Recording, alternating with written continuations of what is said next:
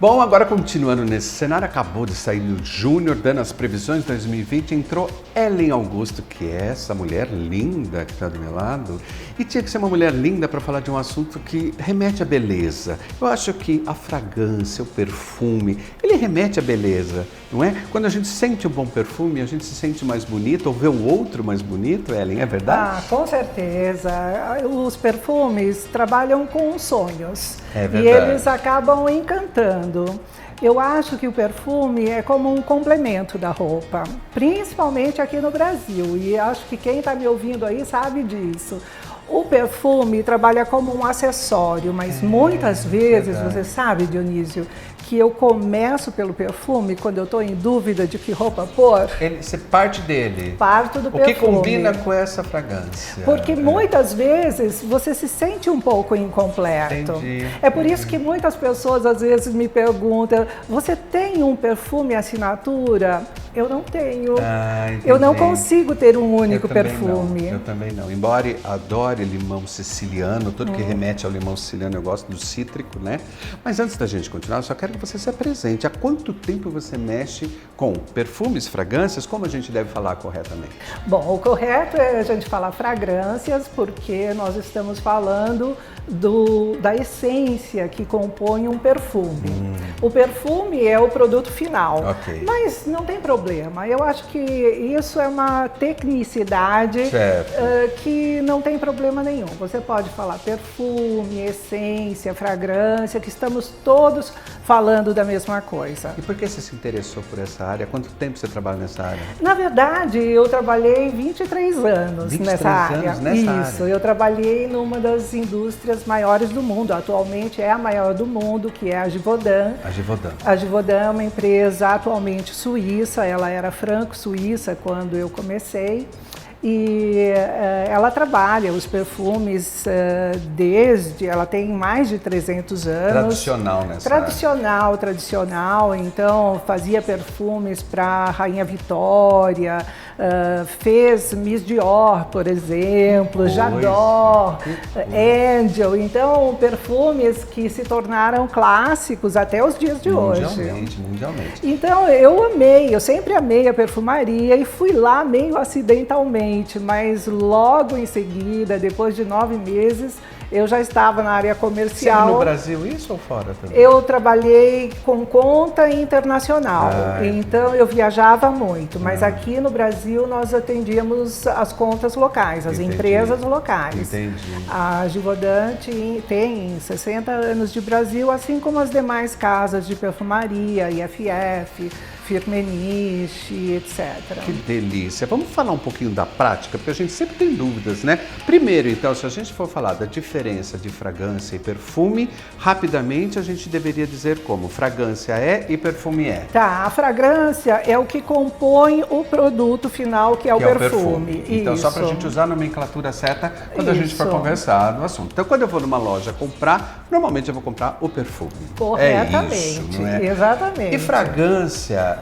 você estava me dizendo alguma coisa que é degustativo também. É a fragrância? É o Não. aroma. Aroma, olha a outra Isso. diferença. Então, perfume e fragrância nós entendemos. E o aroma, como é que ele entra na história? Então, esse é um termo muito erroneamente usado para fragrância ou para perfume. Tem aroma de...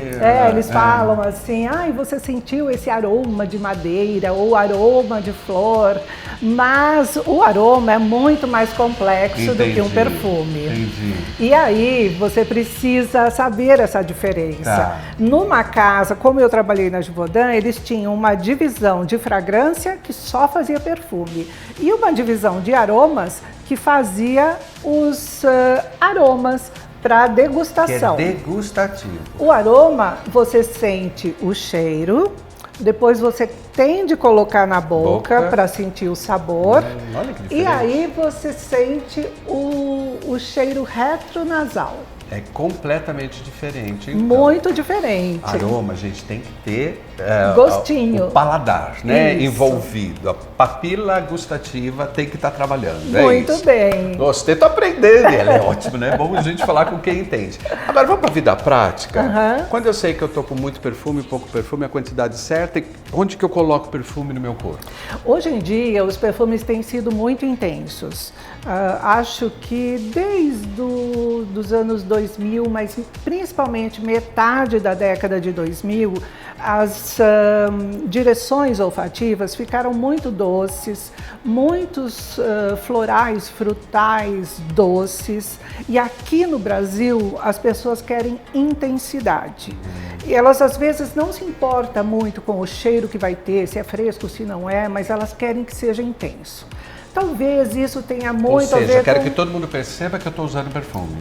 Isso é um perigo. Isso é um perigo, principalmente se você tem pessoas sensíveis. Entendi. E há muitas pessoas sensíveis. Entendi. Eu tenho um canal no YouTube. Sim, já vou deixar aqui na telinha para vocês, porque o nosso tempo é curto, só temos mais 1 minuto, mas fica aqui para você conversar com ela e seguir Ellen lá. E normalmente as pessoas conseguem sentir se você está muito ou pouco perfumado através de perguntar para o outro. Entendi. Eu estou perfumado demais? E aí você sabe que você passou um pouquinho do ponto. Ou seja, aquela pergunta também, que perfume você está usando, também pode ser perigosa, porque ela ficou muito presente rapidamente ou não? Depende. Muitas vezes as pessoas aqui no Brasil têm essa intimidade e falam que perfume eu estou usando. E aí é normal a gente dizer, mas no geral... Mitos e verdades, olhando para a câmera para a gente poder encerrar. O que são mitos e verdades a respeito de perfumes? Bom, meus queridos, um dos principais mitos é o fixador. Muitas pessoas falam, essa fragrância não tem fixador, a outra tem fixador, e isso é muito estimulado por empresas que vendem aqueles frasquinhos de fixador. O que acontece de um perfume ter maior fixação ou menor fixação na pele é a sua direção olfativa. Como você mencionou, Dionísio, que gosta dos frescores, de limão siciliano, de flor de laranjeira, tenho certeza, de neroli, assim por diante. Esses perfumes são mais frescos e para você manter esse frescor por mais tempo, tem de reaplicar. Ao passo que se você gosta de perfumes doces, amadeirados, você vai ter mais intensidade. Os orientais vai ter bem mais orientais. Passa um patchouli de manhã que você vai estar com ele no final da noite. Perfeito, né? é um saber se isso é bom ou é ruim, é uma característica dele. Como usar. Eu tenho minhas limitações com patchouli, então é um pouco Dá mais forte. uma dica ainda? Mais uma, vamos lá. Uma das coisas que eu considero um mito enorme é dizer que só as fragrâncias francesas são boas. Nós temos tecnologia e presença de perfumistas nacionais e internacionais no Brasil para fazer fragrâncias fantásticas.